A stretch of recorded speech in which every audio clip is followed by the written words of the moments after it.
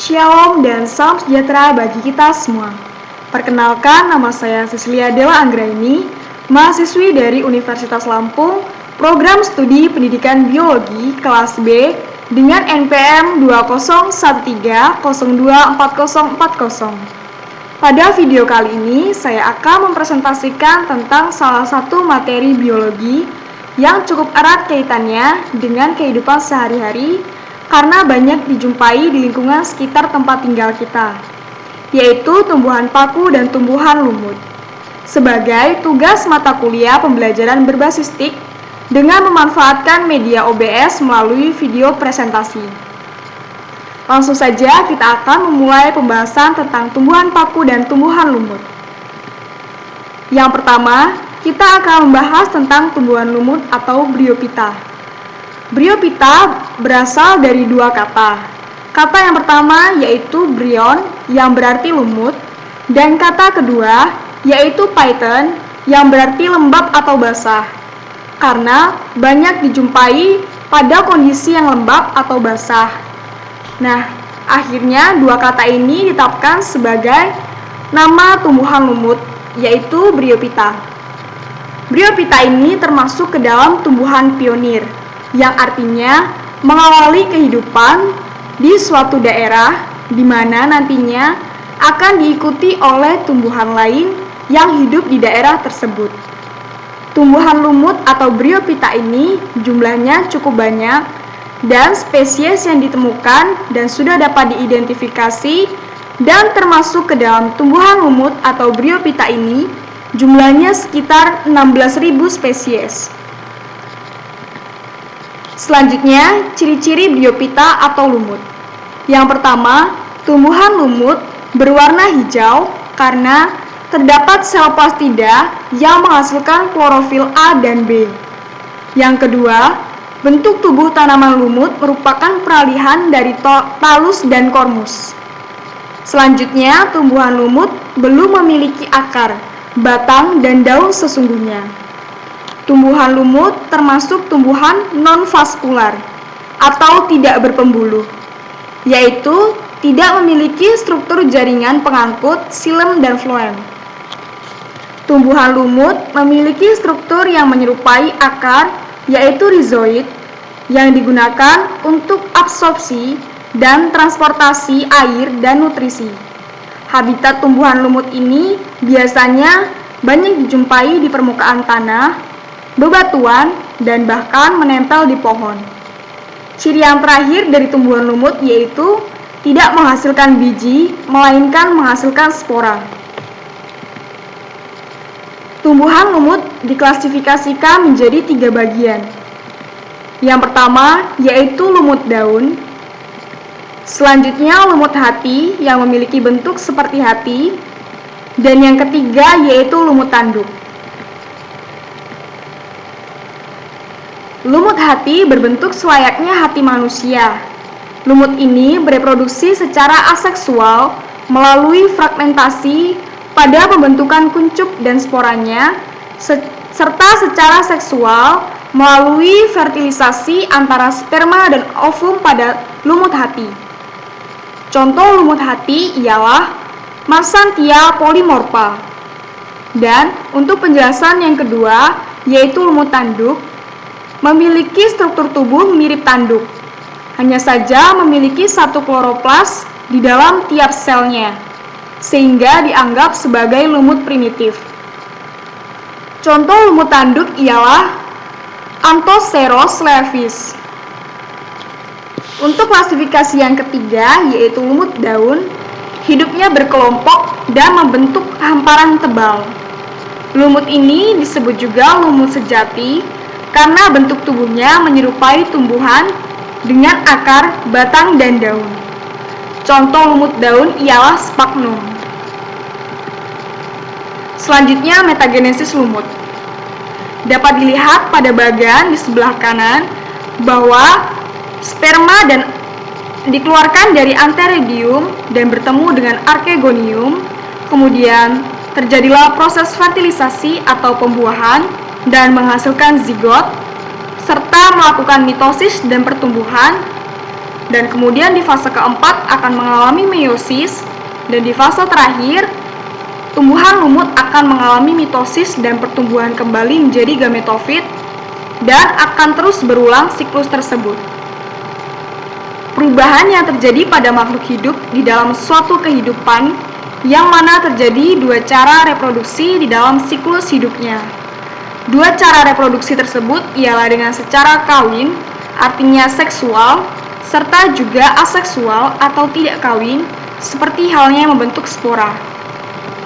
Hal ini merupakan penjelasan dari metagenesis lumut. Berikut penjabaran dari Bagan. Yang pertama, yaitu bahwa spora lumut, yakni tumbuhan, juga berkembang dengan cara memperbesar diri dengan melalui suatu pembelahan sel mitosis. Kemudian akan membentuk protonema, haploid atau N yang disebut dengan gametofit muda atau young gametofit. Kemudian protonema tersebut menjadi tumbuhan lumut dewasa atau disebut gametofit dewasa setelah terbentuknya organ seksual, yakni archegonium atau alat kelamin betina serta antheridium yang sifatnya adalah haploid atau N.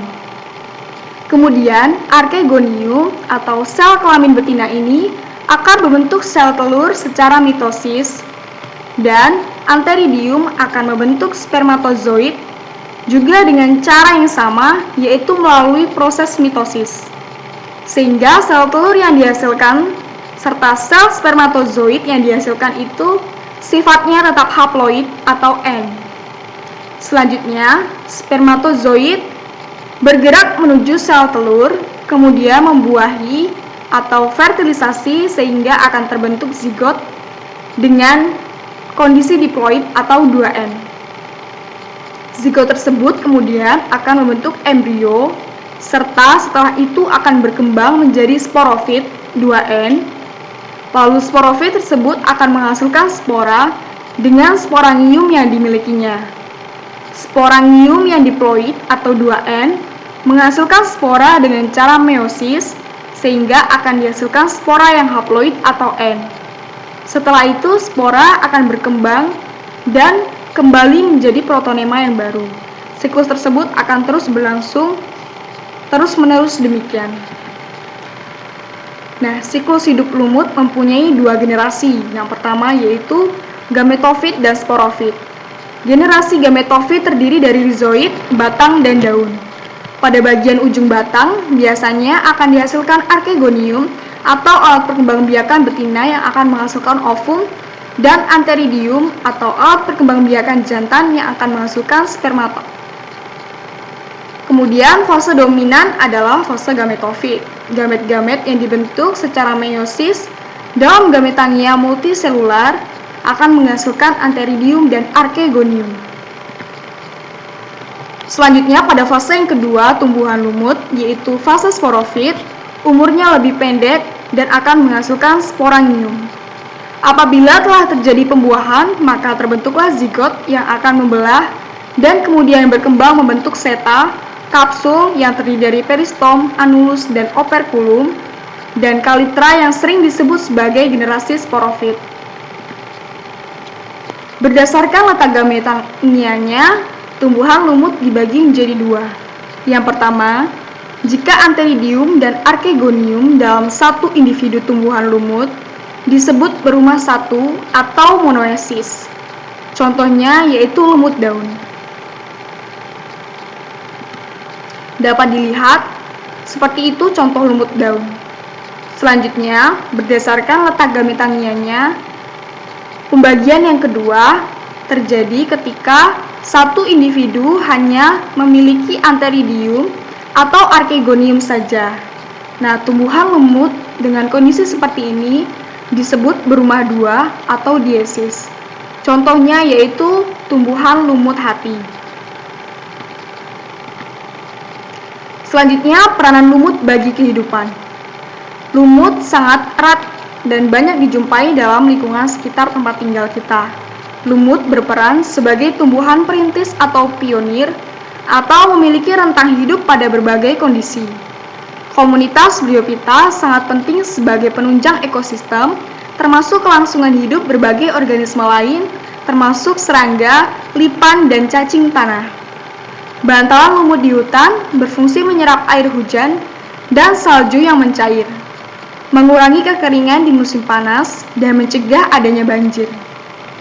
Lumut hati juga digunakan sebagai indikator daerah yang lembab dan dapat dijadikan obat hepatitis.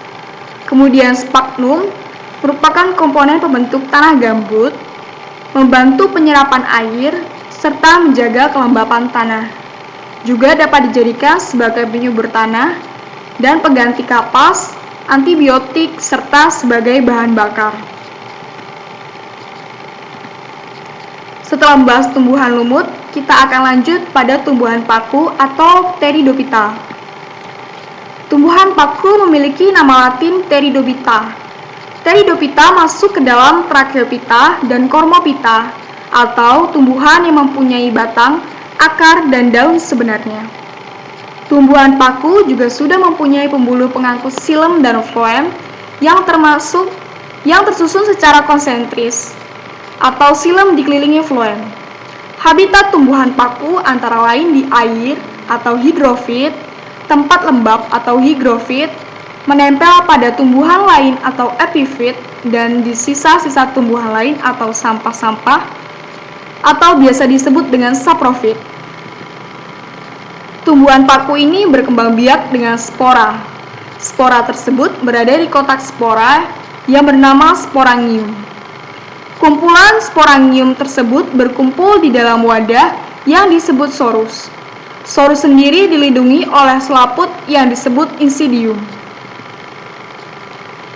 Batang tumbuhan paku terletak di dalam tanah. Nama batang tumbuhan paku ialah rizom. Pada rizom akan muncul akar serabut yang berupa rambut-rambut halus dan tangkai daun. Berdasarkan ukurannya, daun tumbuhan paku dibagi menjadi dua macam, yaitu mikrofil dan makrofil. Mikrofil artinya daun kecil atau tidak terdapat tulang dan tangkai, sementara makrofil berdaun besar. Sedangkan jika dilihat berdasarkan fungsinya, daun tumbuhan paku terbagi menjadi dua macam, yaitu sporofil dan tropofil. Sporofil artinya menghasilkan spora, dan tropofil tidak menghasilkan spora untuk berfotosintesis atau menghasilkan makanan sendiri. Selanjutnya, metagenesis tumbuhan paku.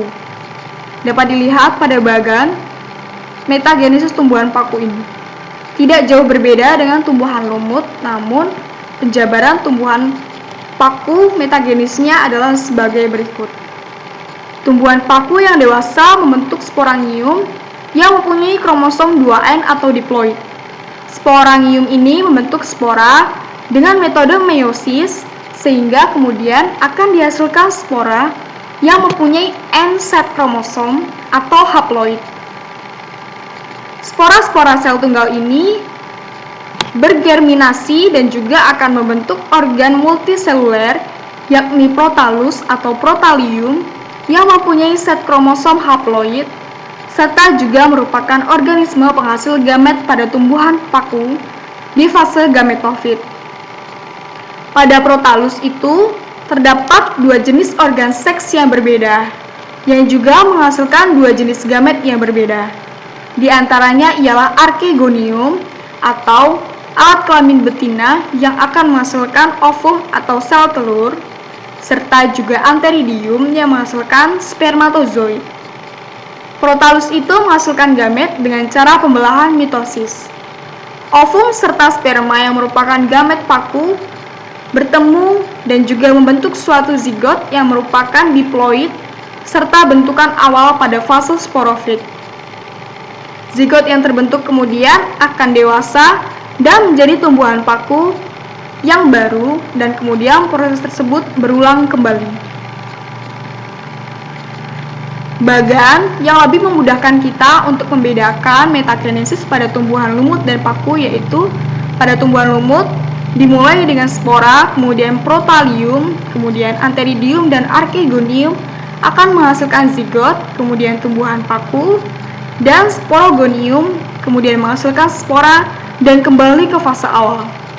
Sementara pada tumbuhan paku dimulai dengan spora, kemudian protonema menghasilkan tumbuhan lumut, antheridium dan archegonium akan membentuk zigot untuk menghasilkan sporogonium dan menghasilkan spora. Jadi perbedaan di sini adalah pada langkah yang kedua atau pada tahap yang kedua, yaitu protalium dan protonema, lalu selanjutnya akan menghasilkan tumbuhan lumut terlebih dahulu.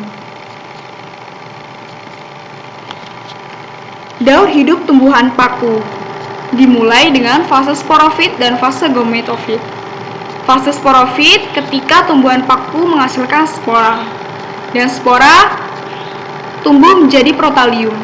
Protalium merupakan organisme fase gametofit yang berbentuk talus, berukuran kira-kira 1-2 cm, dan hanya memiliki umur beberapa minggu saja. Sebagai organisme fase gametofit, protalium akan membentuk antheridium atau alat kelamin jantan untuk menghasilkan sperma, dan archegonium atau alat kelamin betina yang akan menghasilkan ovum. Hasil fertilisasi ovum oleh sperma ini akan menghasilkan zigot yang kemudian akan berkembang menjadi tumbuhan paku yang baru. Klasifikasi tumbuhan paku dibagi menjadi 4, yaitu paku purba, paku ekor kuda, paku kawat, dan paku sejati. Penjelasan dari klasifikasi keempat tumbuhan paku yaitu bahwa paku purba merupakan jenis paku yang sudah hampir punah. Paku purba hanya menghasilkan satu jenis spora. Contoh tumbuhan paku purba ialah Psilotum nodum. Kemudian yang kedua yaitu paku kawat, menghasilkan 2 jenis spora dengan gametofit yang tidak berklorofil, uniseksual maupun biseksual. Contoh tumbuhan paku kawat ialah Selaginella. Yang ketiga yaitu paku ekor kuda yang bentuknya seperti ekor kuda. Paku ekor kuda hanya menghasilkan satu jenis spora sama seperti paku purba. Gametofit paku ekor kuda memiliki klorofil dan bersifat biseksual. Contoh paku ekor kuda ialah Equisetum debil. Kemudian untuk klasifikasi yang keempat yaitu paku sejati memiliki ciri-ciri daun yang besar dan sorus di bagian bawah daun. Contoh paku sejati ialah Azolla pinnata.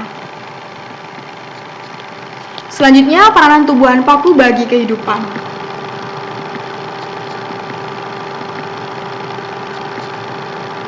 Salah satu contoh pemanfaatan tumbuhan paku oleh manusia adalah sebagai sayuran. Misalnya, Marsilea crenata atau semanggi. Jenis tumbuhan paku ini termasuk ke dalam kelompok paku sejati atau Pteropsida. Kemudian, manfaat tumbuhan paku secara ekonomis antara lain dapat dipakai sebagai tanaman hias. Contoh tumbuhan paku yang digunakan sebagai tanaman hias diantaranya ialah Adiantum cuneatum atau suplir, dan Asplenium nidus atau paku sarung burung. Kemudian sebagai sayuran seperti contoh di atas selain Marsilea crenata atau semanggi yang hidupnya banyak dijumpai di rawa atau tanah. Nah, selanjutnya kita akan membahas tentang persamaan dan perbedaan pada tumbuhan paku dan lumut. Paku dan lumut merupakan tanaman primitif. Para ahli menyebutkan kedua tumbuhan ini telah ada sejak ratusan juta tahun yang lalu. Tumbuhan paku dan lumut dapat ditemukan hidup bersama di tempat yang basah dan teduh. Tidak sedikit paku dan lumut yang tumbuh pada tanaman lain yang lebih tinggi. Paku dan lumut merupakan tumbuhan bukan parasit. Selanjutnya, tumbuhan paku dan lumut menghasilkan makanan sendiri melalui proses fotosintesis. Keduanya merupakan tanaman tanpa biji. Paku dan lumut sama-sama mengalami pergantian generasi. Paku dan lumut dikenal sebagai tanaman penghasil spora. Baik paku dan lumut membutuhkan air untuk pembuahan karena sel sperma yang dimiliki terdiri dari flagela. Selanjutnya, bahwa paku dan lumut sangat bermanfaat bagi alam. Keduanya dapat mencegah terjadinya erosi tanah yang sangat berbahaya bagi manusia. Beberapa jenis tumbuhan paku dan lumut juga dapat digunakan sebagai tanaman obat. Paku adalah tanaman vaskular, sedangkan lumut non-vaskular.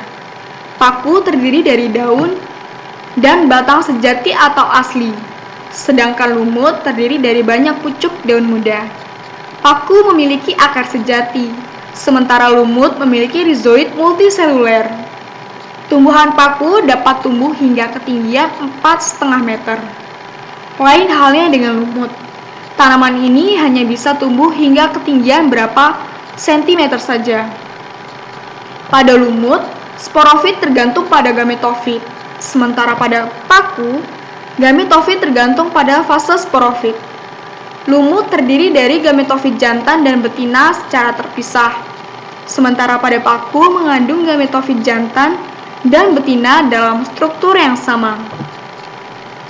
Tumbuhan lumut menghasilkan spora dalam kapsul yang terhubung ke gametofit oleh tangkai, sementara paku menghasilkan spora sebagai klaster di bawah daun. Tumbuhan paku jarang terlihat tumbuh di tempat-tempat umum, sementara lumut sering terlihat di tempat-tempat umum dan juga pribadi. Paku bukanlah kelompok tumbuhan yang memiliki peran budaya yang menonjol. Selain itu, beberapa tumbuhan lumut juga dimanfaatkan sebagai ornamen tata ruang atau tanaman hias. Sekian presentasi saya terkait tumbuhan lumut dan paku. Sampai jumpa dan terima kasih.